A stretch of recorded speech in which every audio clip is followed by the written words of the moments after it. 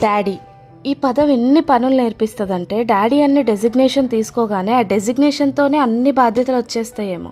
Morning లేచినప్పటి నుంచి పడుకునేదాకా మళ్ళీ తెల్లారేదాకా కూడా పిల్లలకి ఏం చేయాలి, ఏం చేస్తే హ్యాపీగా ఉంటారు, వాళ్ళ కోసం ఇంకేం చేయాలి అన్న తపన తప్ప ఏవీ ఉండదు. ఈ పదానికి ఎంత ఓపిక అంటే ఎంత అలసిపోయి వచ్చినా కూడా వాళ్ళతో కబుర్లు చెప్పేంత ఓపిక. మమ్మీ ఏది నో చెప్పినా కూడా everything is possible with daddy అని తెచ్చిచ్చి వాళ్ళని హ్యాపీ చేసేంత ఓపిక.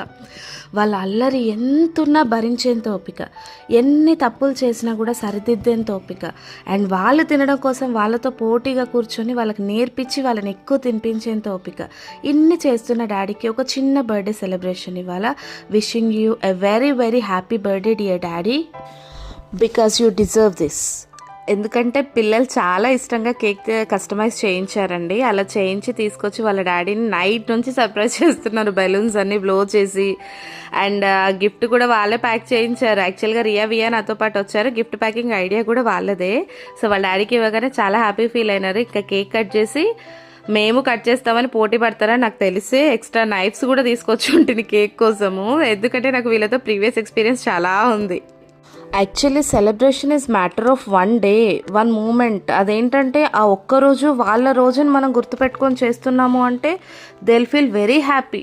అందుకని స్పెషల్ డేస్ ఏమున్నా కూడా లైఫ్లో మిస్ చేసుకోకండి గైస్. ఎందుకంటే ఎప్పుడు ఉంటామో ఎప్పుడు పోతామో తెలియదు కాబట్టి ఆ డేని ఒక జ్ఞాపకంగా దాచుకోవాలి గైస్.